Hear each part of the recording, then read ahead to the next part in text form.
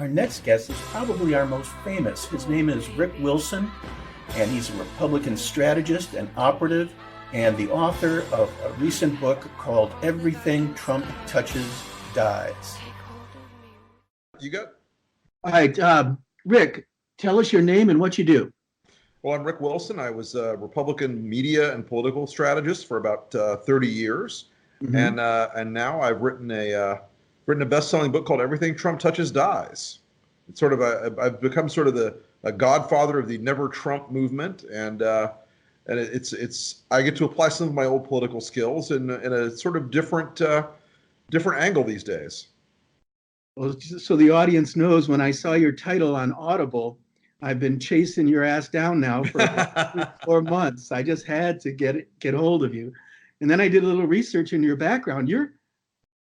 We haven't been able to get a Republican to come on here. Well, here we are. Yeah, no kidding. I mean, you've got the bona fides, 33 decades of it. Yeah, pretty much. Who are some of the... I've been around the block in presidential campaigns, U.S. Senate campaigns, governor's races, statewide races, ballot initiatives, legislative campaigns of all over the country, and a lot of work for super PACs and interest groups and associations, and helped for a long time build up the Republican Party.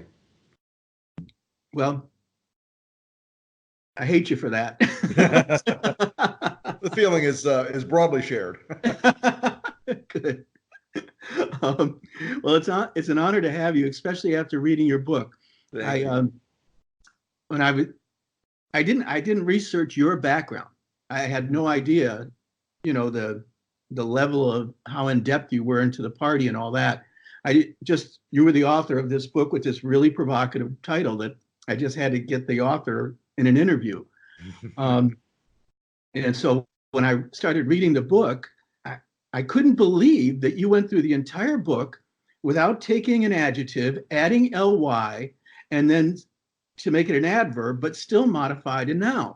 Because our commander-in-chief butchering the English language now for 2 years. That's a backhanded compliment. The curse of bigly. Yes. Well, it was extremely articulate, erudite. Well done, sir. Well done. Thank you very much. I had to have a fucking dictionary next to me the whole time. All right. So what's the title of it again? Everything Trump Touches Dies. Everything touch. All right.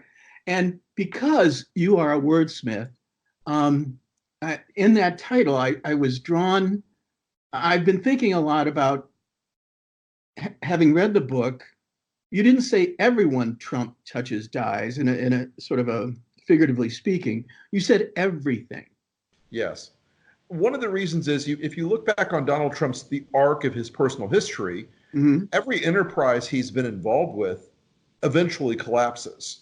So Trump casinos. I mean, casinos are engineered to be the one business institution in the world that exploits a human cognitive deficiency about mathematics and takes people's money.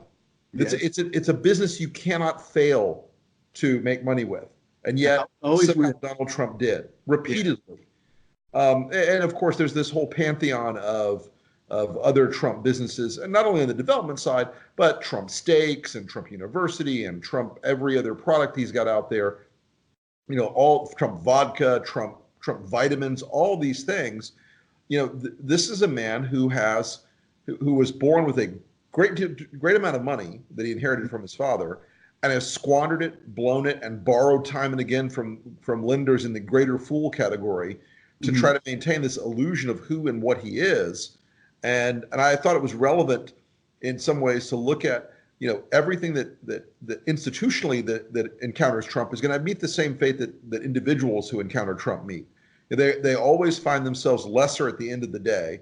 And that's one of the reasons that I thought the Republican Party's alliance with and obedience to Donald Trump was this very grave threat to having a party that can have an articulated position on limited government, on individual liberty, on constitutional fealty, and a whole variety of other things that drew me into the Republican Party.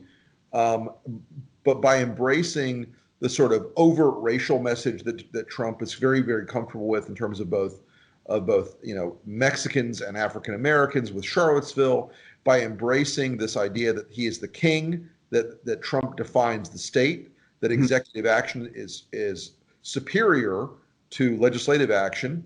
I found all those things to be very dangerous to the party, and I've been proven right time and time and time again, because people go into this thinking, oh, well, I can convince Trump to do the right thing. I can make Trump be the grown-up. I'm the one who can break the spell here. They're called guardrails. Yeah. None of them can. Yeah. Well, the reason why I asked about everything wasn't because of the casinos. It's because of he's laid his hands on this country. And this entire web series is all about the collapse of civilizations and wink, wink, the United States. Sadly true.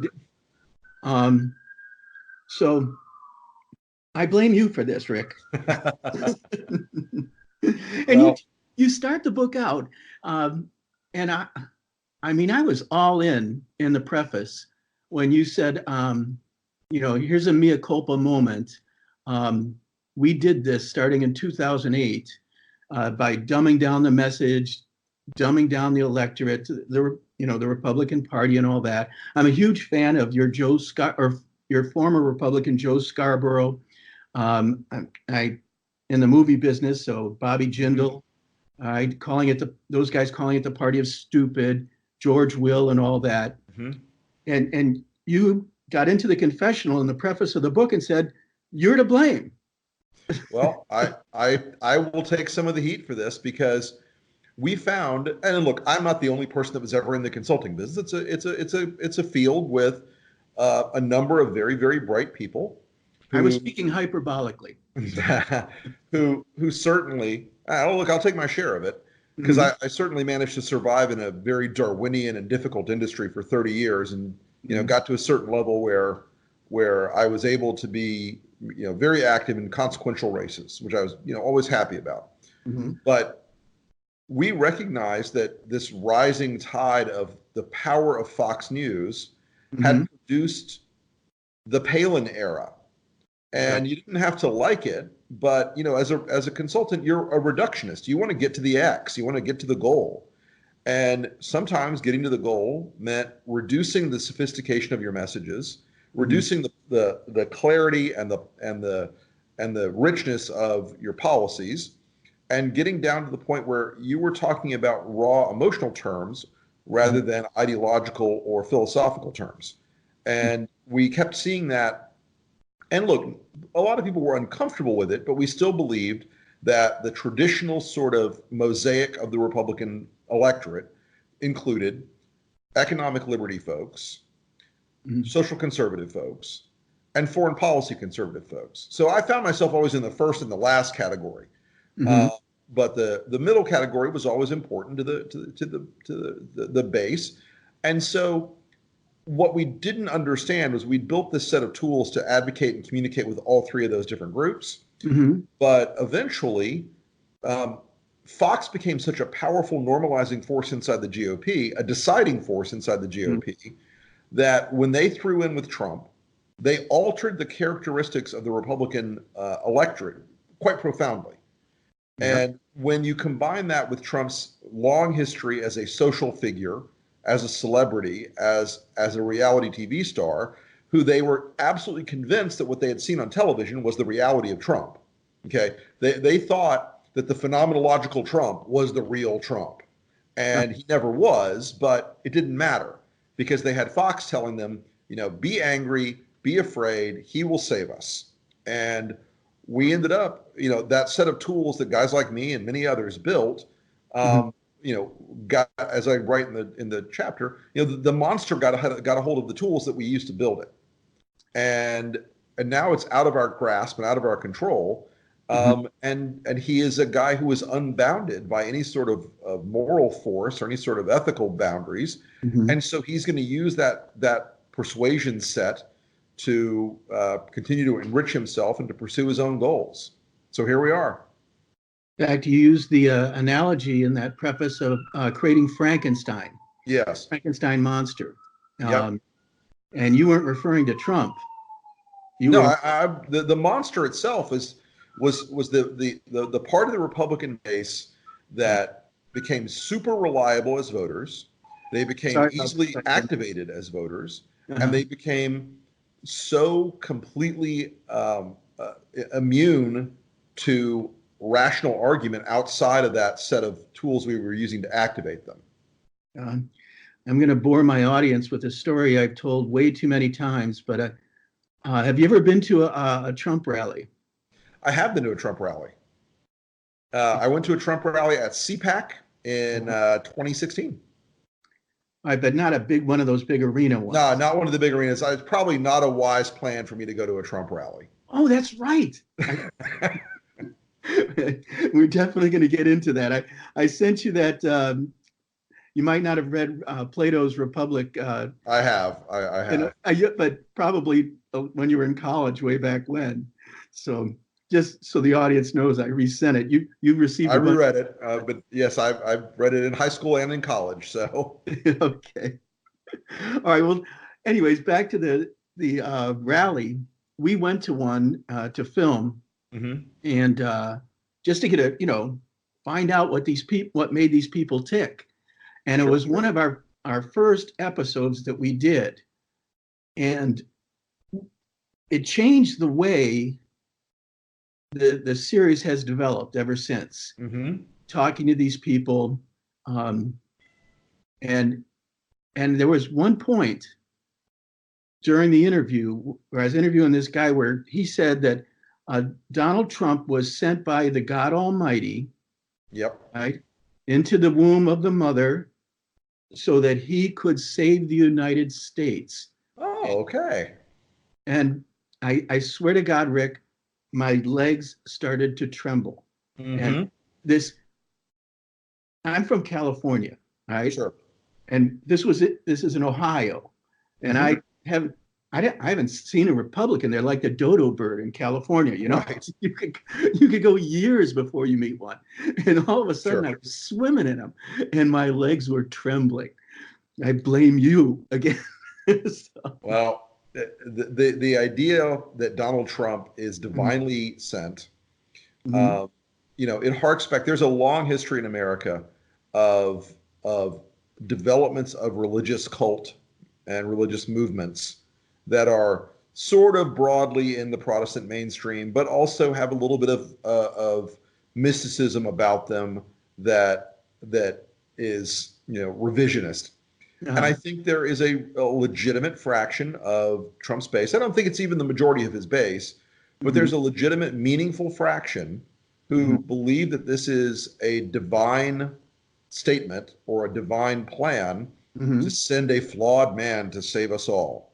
I'm not an evangelical, and so I don't really buy into that kind of that particular angle of their argument. But it's certainly out there. It is certainly out there that people look at Donald Trump as a religious savior, or and I don't want to say as a prophet, but at least as someone sent here by God, and they believe that excuses a lot of his flaws, his imperfections, because they say to themselves, well, God, he's good enough for God, therefore he's good enough for me. And I, for one, missed the chapter in the Bible on why it's okay to screw porn stars and pay them money. But who knows? There may be some apocryphal reading I'm not familiar with. Or just an episode from your high school diary. Indeed. All right. Well, let's talk about that. I've been, for humor's sake, blaming you for all this, but getting those evangelicals on board. Sure. That was actually a guy named Paul Weyrich or Weyrich? Weyrich. Okay. Yep. And he was able to corral, if you will, the Jerry Falwell and his group. Tell me about that. Well, and don't mistake, the Trump campaign did spread some money around. There's a great tradition in politics on both sides of the equation of occasionally greasing a few palms in order to open the kingdom of heaven to your electoral goals on both sides of the ideological boundary. In New York, they call it street money, and it takes on different flavors, different places. But the Trump campaign was willing to take Paul's advice and go out and talk to a few of these people. And I will say this, I think in a lot of ways, the current state of American evangelical Christianity, which is very much inflected with that prosperity gospel and with the sort of mega church ideal, was a glove fit for Donald Trump. He's a performative politician and could play that game with them. He's also a guy who has a really good eye for what his marks want. He, just like, if he's in a real estate deal, he has an eye for what his victims are going to look for. And he knew what they wanted was twofold. They wanted to be told that their sense of aggrievement and persecution was real, which is not. They're the majority religion, and they're a plurality of the overall Christian faith in America, in which the Christian faith is the overwhelming majority of the religious practice in the country. No one's been put in jail for their religious beliefs here for a very, very, very long time. We've got a robust system that protects the religious liberties. And so they felt as if Donald Trump was singing their song, though, because they really thrive in some ways on that sense of that we're the aggrieved party, society's trying to destroy our faith practice, etc. And so they walked away from all the other folks that they'd committed to at different times and levels. And there were two aspects to Trump. I'll get to the second part here. They walked away from that, and the second part of it was they recognized in a meaningful way that this was a cultural in-group coded signifier, that they were willing to burn down everything else in that alliance that they'd always had with the rest of the GOP, because Trump would be more loyal to them than he would be to foreign policy conservatives or to economic conservatives. And they were exactly right in that regard. So they made an emotional decision about their sense of how aggrieved they were, and they made a financial and political calculus that Trump would be closer to them than he would be to the economic or foreign policy conservatives. Could there be possibly a third, and that the moral majority was not so much founded to fuss about Roe v. Wade, but was more about a white supremacist tendency? I disagree with that assessment, having sort of lived around them for a long time and run a lot of campaigns where evangelicals were a big part of it. I've never seen the evangelical folks in a posture where they are overtly racial. They are sort of cultural isolationists, and maybe that ends up rolling that into it in some capacity. But they have felt very frequently like they are being pressed down on by Hollywood and by entertainment and by LGBT people, that their way of life is at risk from a cultural externality rather than a racial externality. That's my observation of them, at least. We've interviewed a bunch of evangelicals, and they definitely mirrored that sentiment. That was another thing about going to that Trump rally. When we started interviewing people, they were all saying, praise Jesus and amen and all that kind of stuff. And the question and answers were peppered with this praise Jesus thing. And pretty soon it was pretty much everybody was a praise Jesus moment. So I believe it. It's a pretty deeply embedded part of Trump's base now. I don't think there's a scenario where you win back evangelicals. And look, there's certainly been some drift in evangelicals over the years. I mean, Obama won a surprising number of them on his first go round. Bill Clinton did surprisingly well with evangelicals, considering, especially in the second election, he actually did surprisingly well. It was sort of a shock. But I think now that they have gotten, Carter, of course, was sort of an evangelical himself, of that older, more traditional less flashy version of the current incarnation. Jimmy Carter's version of evangelical Christianity never involved private jets.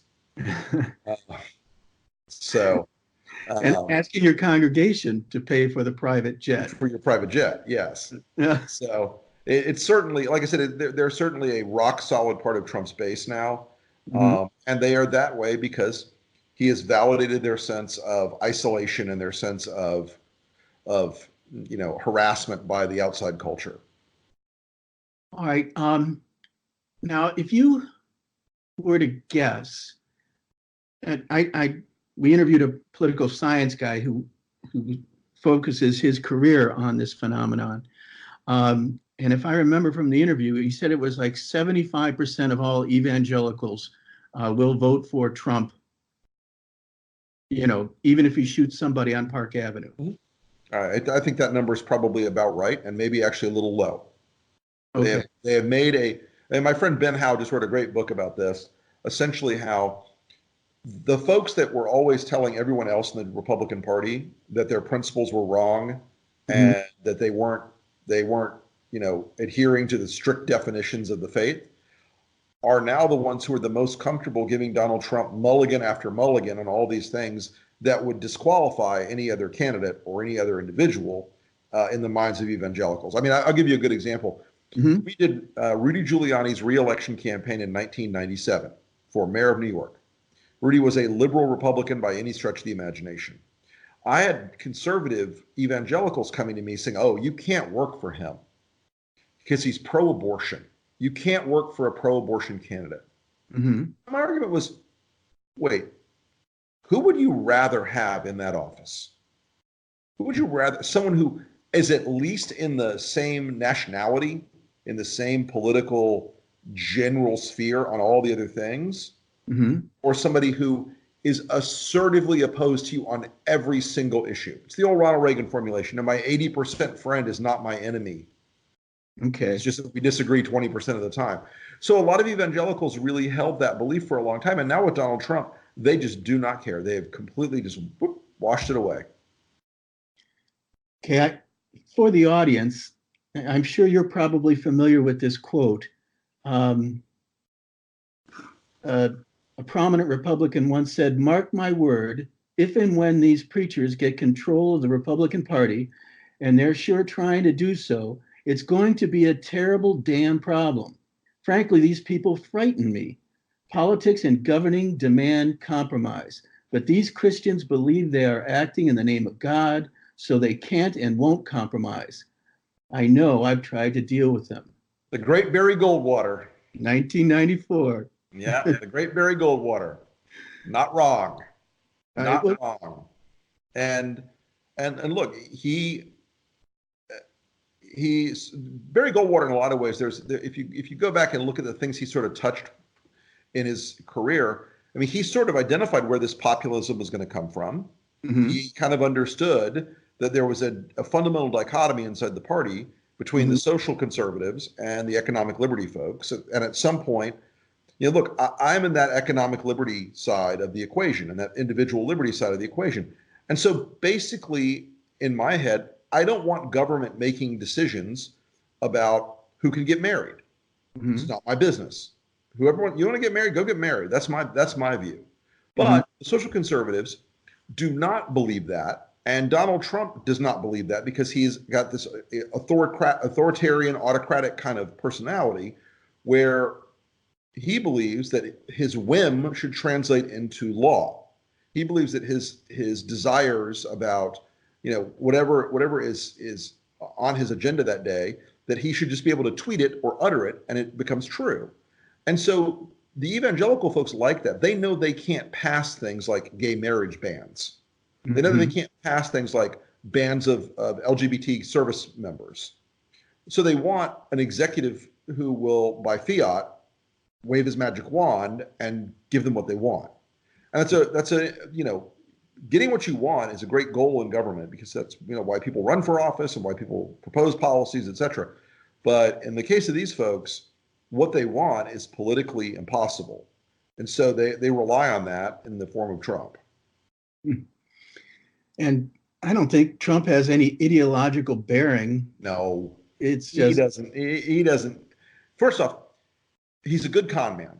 So he learns to speak just enough of the right tribal code words to keep them comfortable. mhm. But Is he the best con man the United States has ever seen? he's, he's in that Bernie Madoff category. He's up there. Uh-huh. He's up there. I mean, I in terms of, He's in president terms, of the United States. yeah, look, in terms of the big con, winning the presidency is a pretty solid con. Now, even they thought it was an accident that they won. On election night, they were calling everybody. Bannon was calling people, and Kellyanne was calling people, and all the rest of them were all making phone calls saying, "Oh, I could have won if we'd only done this, or we could have only done that." Mm-hmm. They thought they'd lost. So he's an accidental president in almost every respect. But here he is. Here he is. Now, let's go to that 90% of the Republican Party that's all in with this guy. Many of them. First off, let me somewhat correct you. Sure. It's about 60% who are bomb vest wearing Trump hotties that are never going to leave. It's about another 15% who are pragmatic. I want to get stuff done. I want to accomplish my goals. I don't like him, but I'm going to work with him because I got to stay in the tribe. And the remainder is sort of squishy, never Trump, or already left the party. Okay. I was just going by a simple Gallup poll. Sure. Yeah. Well, that's hopeful that there, because when you see the Gallup poll, it strikes you and you say, now what the fuck? I mean, I could see how if you were an uneducated one of your minions from post-Palin, all right, I could see how, and you're just getting your news from Fox and all that, you could go to the ballot booth and vote for Trump and not know about his casinos or states or college, university. But now, unless you're living in a cave, you know in your heart of hearts. And so you see that 90%, and you just, personally, I just think the United States is fucked. I think that, well, go ahead, jump in. I think there is a great degree of difficulty for this country right now because the tribal nature of our politics has become so divided and so extreme, and the axes have moved further out on both sides. Mm-hmm. So 20 years ago, there were moderate Democrats. Mm-hmm. 20 years ago, there were moderate Republicans. And they had a significant amount of power to normalize a more triangulated, more central set of policy decisions. And remember, Bill Clinton, was the era of big government is over guy. George H.W. Bush was kinder and gentler. I mean, these guys were working in the great middle, and they were successful in some ways because of that. But right now, there's no reward politically or cognitively for being in the middle. Moderation is often conflated with independent, and they're not the same thing. And so we end up with this situation where the country is so deeply divided, it's such a zero-sum game that it will be Thunderdome in this campaign. It will be to the, we will fight till the last dog dies in this campaign because of that. Mm-hmm. So I don't think, I have very little hope for peeling off a lot of Republicans against Trump, but you don't need a lot. And remember, when George H.W. Bush ran for re-election in 92, he was at 78% approval when Pat Buchanan got in the race in the primary. Now, I was in the administration as a very young guy, but in the administration, and everyone's thought was, oh, please, Pat Buchanan, what a joke. He's a paleo. He's an old weirdo, blah, blah, blah. But Pat Buchanan tapped into some worry and anxiety inside the coalition. And I think you could end up with, if they catch fire, and it's a big lift, an Amash or a Weld or somebody else, drawing down even a few Republican votes against Trump in to an independent line in the general. Or you could see Amash run as a libertarian and pull down 4 or 5 points against Trump in the general, which, resets the political calculus in the country. And as for the Democrats, Well, they're going to race each other out to the edge of the field because look, those polarities we have now, they are at the outside edges. And so people are talking the outside looking out, not on the outside looking in or the center looking in. So it will become a sort of ideological grudge match at the end of the day if the Democrats pick out the most progressive candidate, and Republicans have Trump, who is a personality cult, not an ideology. Weld has vowed that he's going to go in the primary. He's not going to go independent. He has said that, and there are still options where he could run in the primary, make a big difference. Just as Buchanan transitioned away from the GOP, and you've seen other cases in the past, we might end up with a situation where you have either an effective libertarian or a Republican who sticks it out long enough to put some bleed in the water on this guy. And look, it's a very, very high hill to climb. I don't want to give anybody any mistaken impressions that Justin Amash or Bill Weld is going to beat Trump in a Republican primary right now. Those numbers are not there, but they can at least make a point and become visible as part of a larger, broader national coalition against Donald Trump. Now, isn't Amash, and I don't follow you guys at all. My filter is MSNBC, and that's it. So I'm the walking, talking, breathing reason our country sucks right now because of tribalism. So I don't know anything about Amash except for he's advocating beginning the impeachment process. But I've also heard that he's a libertarian. You mentioned he has got a very strong set of free market principles and a very strong set of constitutional principles, and in some ways that is more these days the LP than it is the GOP. Okay. But I will say this, there have been plenty of times when Republicans in the past have been pissed off at Amash because he was too far to the right and too much of a purist on certain issues. He's and very infrequently, not the social stuff, but the economic stuff, in things like budget deficits and spending that's not constitutional, things like that. Well, now they're trying to frame this guy as being from the left, which is an absurdity. But I know that he definitely is under Trump's skin. He's definitely bothering Donald Trump, insofar as nobody's ever going to really legitimately wake up and go, "Oh, that liberal Justin Amash." Okay. Well, it'd be nice to see him run in the general then. We'll see. We'll see what shakes loose. Are you involved with that commercial that was on Fox and Friends this morning? I'm not. Do you know who those people are? That's Republicans for the Rule of Law. That's Bill Kristol's group and Sarah Longwell's group, and they are they're doing their best to keep to remind Republicans that a fundamental principle of conservatism is respect for the rule of law in the courts. Do they have a good chunk of change? They have some good resources, yes.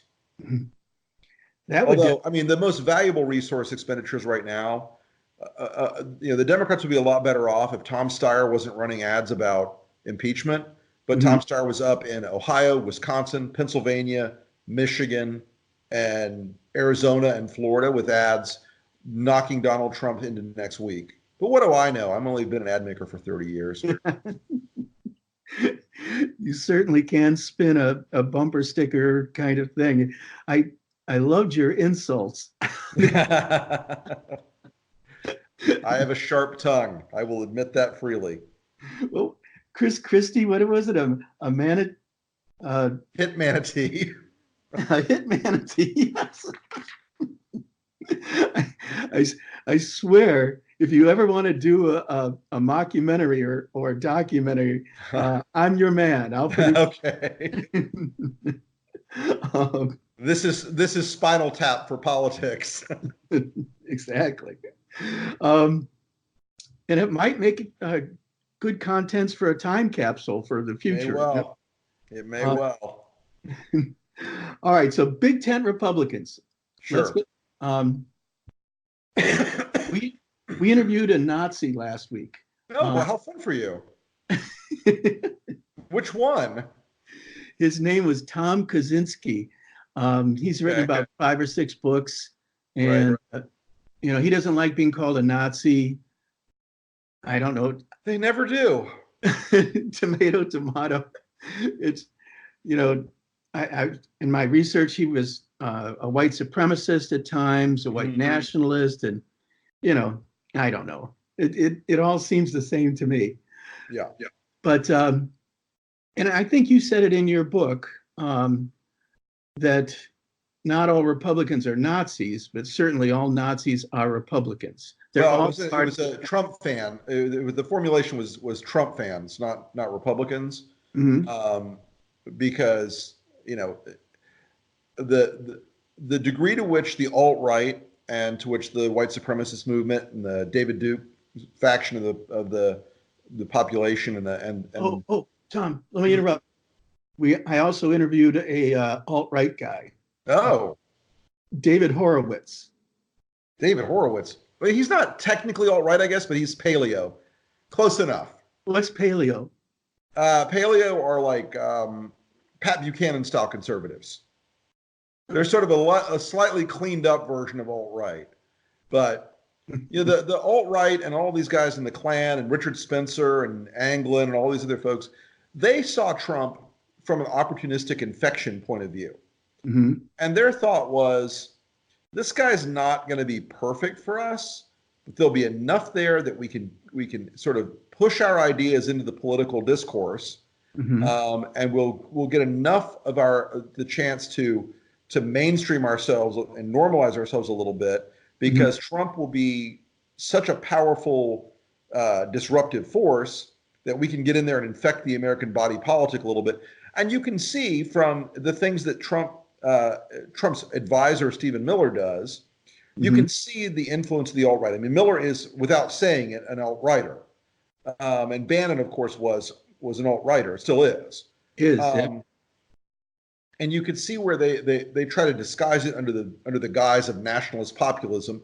But all these guys who are the overt, the overt, oh, the Jews did it, oh, the Holocaust was a lie, those type of folks, they recognized that they were never going to get a true seat at the table, but that Trump was going to open the door just enough for them to sneak in, which Charlottesville was a low point in American history because of Trump's desire not to piss off people he thinks are nice to him. Yeah. Well, that's that narcissus. You know what I'm trying to say. Yep. Thank you. All right. Well, there's what. Let me back up a little bit. I'm in Ohio right now, and I've never lived in a. Well, that's what this thing, the United States. When I came here and I saw all the empty factories and the walking, talking stupid, what did you refer to them as? Lead paint chip eating, opiate addicted masses. somewhere in that bunch. Look, I mean, I'm sure you said it much better. I try to be sympathetic to folks who have been swept up in a global economy where the supply chain is flattened, where technology has passed by their jobs years ago, and where they've had promises from both political parties for 40 years now that have been broken time and time and time again, feeling like that they had to have this moment where they had to pick the disruptor, where they had to pick something that would blow everything up and hope for the best. But and a large number of those folks deserve the pity and the sense of the empathy, maybe tragedy that attends them. But but we've had to come to admit that there's a fraction of them. It's not even the majority, but it's enough.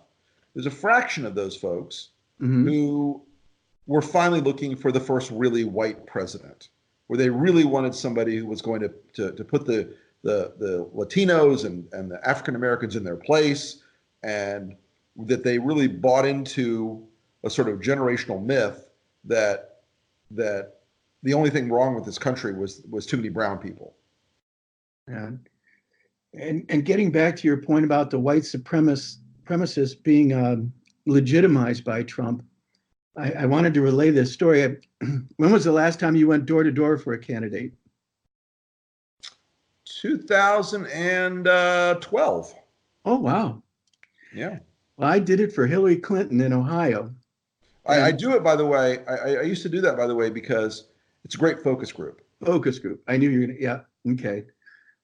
When I was shocked because when I started researching this thing and I pulled you up and I go, shit, I know that guy. I've seen him on TV. I think I've seen you do focus groups and all that. So, Yep. You're famous, dude. Yeah, ish. But anyways, the phenomenon when I was going door to door for Clinton in Ohio, Mm-hmm. And when we first started out, you know how they give you the iPad and you're doing the survey and all that kind of shit.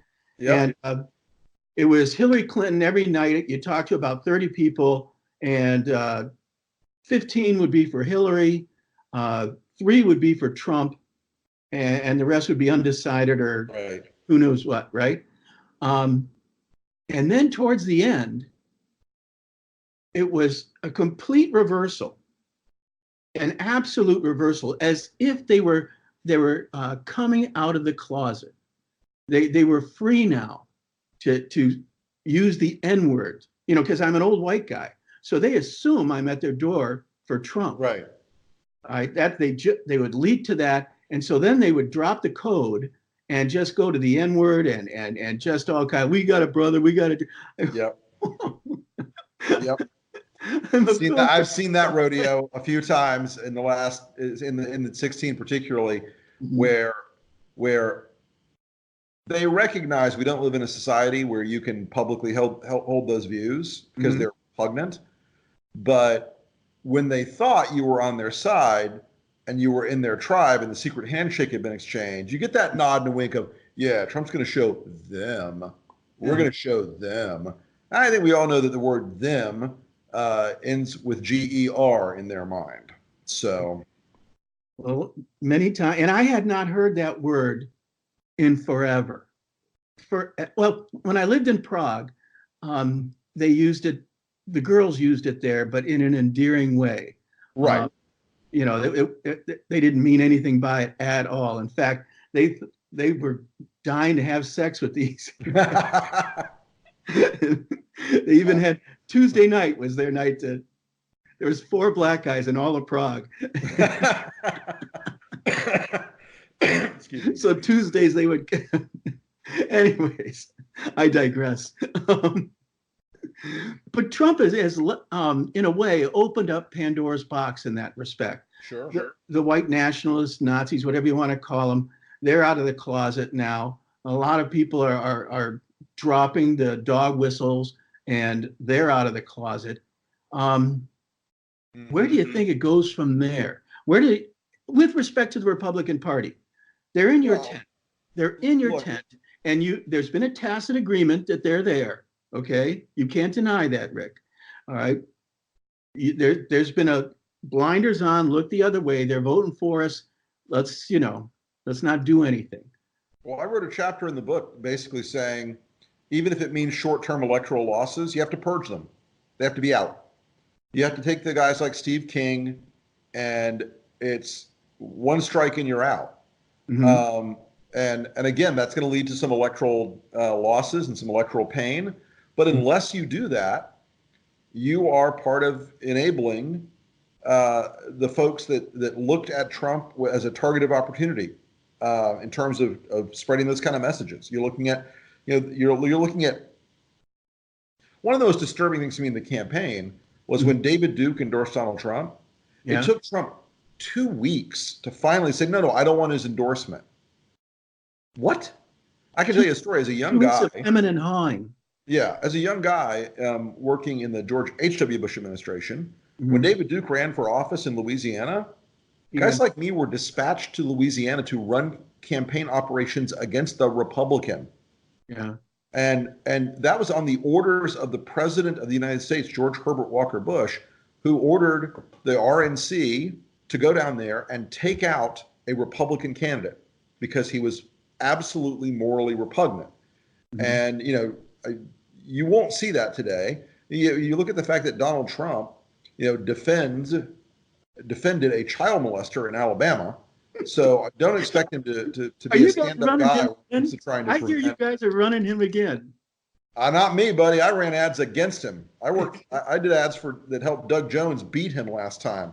Really? So God bless America. I'll be back if I have to. All right. Now, that's the segue. What's the story of the cave? Do you remember it from high school and college? I do remember it. It's an epistemological tale of how we know things. All right. Got prisoners chained in a cave. They are seeing on the wall of the cave the light of the fire reflecting things. It's really a parable about how human knowledge is structured.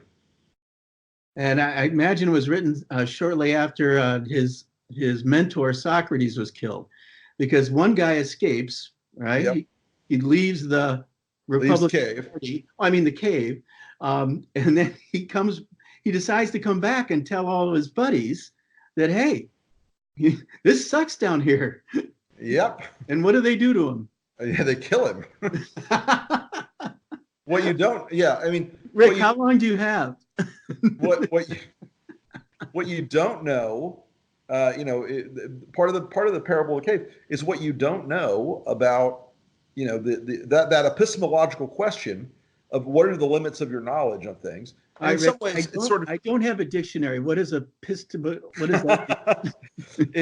It's how we study the structure of knowledge.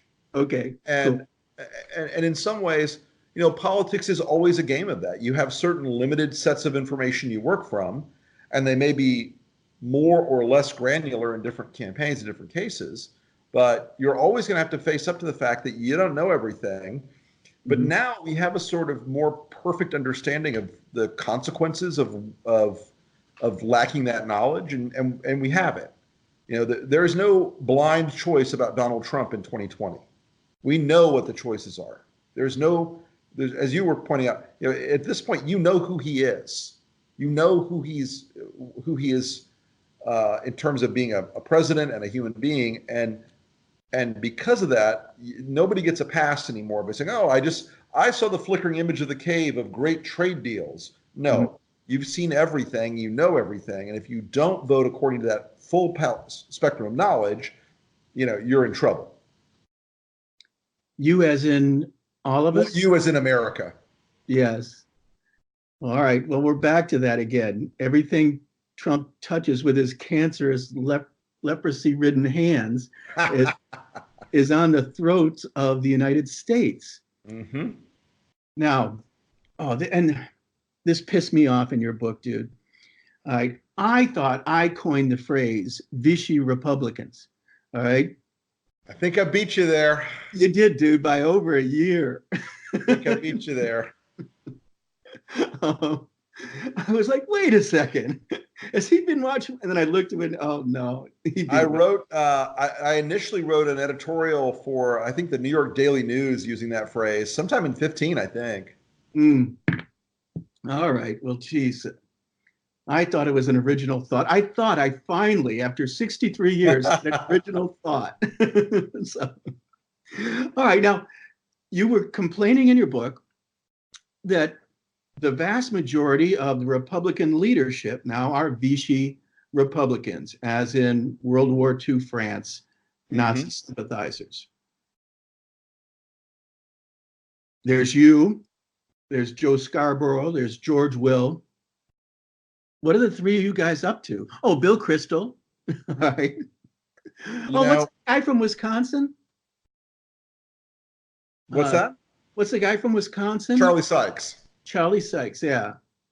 Look, we're all wide-eyed. We're all well aware of what's going on. Almost all of us still talk to members of Congress or members of the Senate or elected officials, and in the GOP elected community of elected officials, these days, since the moderates all left or were defeated in 2018, these days about half of them just operate from terror. They're just afraid of Donald Trump. Mm-hmm. They will never cross him in public. They shut up. They just don't want to get killed.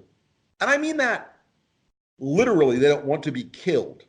They're afraid of Donald Trump's cult. They are petrified of the cult. Mm-hmm. So they're going to behave. And they're sort of standard dog too. issue tribalist guys. Mm-hmm. About 25% are honest to God true believers who are in the cult, wild, red hat all the way, really believe in Trump and Trumpism. It's only about 25%. There's another 25% that are just complete players, opportunists that are in the game to get what they can get. They're playing Trump while he's playing the country. And, that's your Mitch McConnell types. That's your Lindsey Graham types. Mm-hmm. They're going to get what they can get while the getting is good. They don't believe in anything, much less Trumpism. But, it's that silent 50% who are the real Vichy. Those are the guys that hate him or fear him or dislike him or know he's the wrong political and ideological choice, but they're too afraid of his Twitter handle. I call it FOMT, fear of mean tweets. All right. Then let me add one more thing to why I think Republicans are going to end our civilization as we know it. Again, speaking hyperbolic. The Russians. Sure. Have you ever been to an Eastern Bloc country? Look, I've been around the block on the Russians, and I can say this. We do not, as a culture in this country, understand the bloody mindedness of the Russian government or Russian organized crime or the Russian intelligence services, which, from my experience, are basically all the same damn thing. Mm-hmm. And they will go and they will do exactly what they did in 2016. They will replay the same playbook in 2020. Mm-hmm. And because Trump will say, oh, well, they like me, they're trying to help me, therefore I'm going to be nice to them because they're nice to me. Yeah. We're going to see the same kind of thing. And I think it is a really grisly reality that no one in this country on the Trump side of the fence will recognize that they are a hostile foreign power and have been so for years. Yeah. And I don't know if a lot of these people from Alabama realize how hard it is even to count to 10 in Russian. It's not the easiest language. It's not. They actually have summer camps for their kids so that they can learn to pronounce 3. That ain't going to fly in Alabama. No, probably not. And yet they're grabbing their ankles, and are they expecting to reach around? Well, look, they believe that there's an accommodation in their minds that if Russia's helping Trump, it must be good in the end, and that Trump has changed the world in some way, and that he and Putin are going to make some sort of accommodation. All right.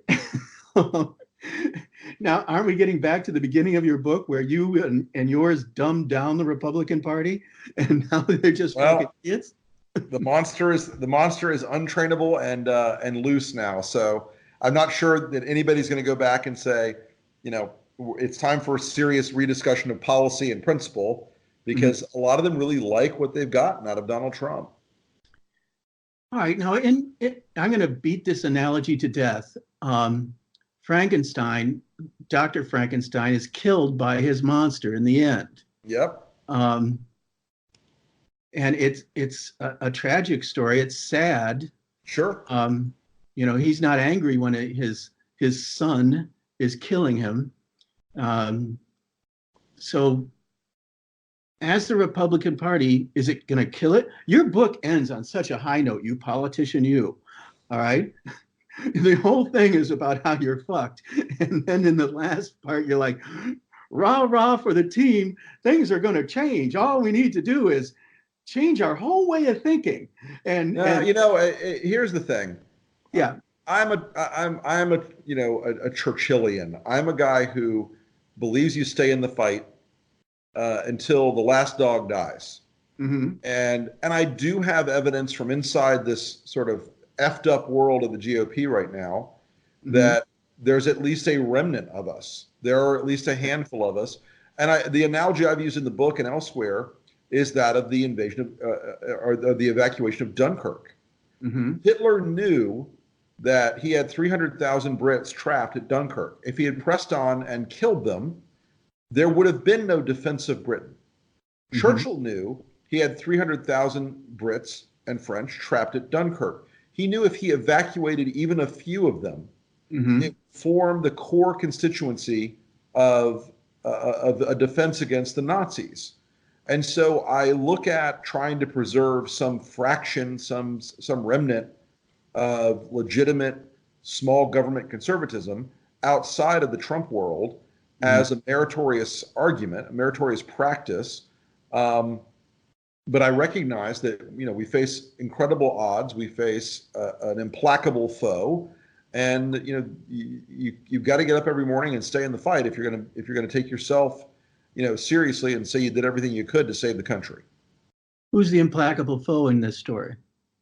The implacable foe in this story is actually a sort of complex of dead-enders and grifters who sort of congealed around Trump, where they really, really, really want to make a ton of money, and they really, really want to break this country. It's the guys like Steve Bannon.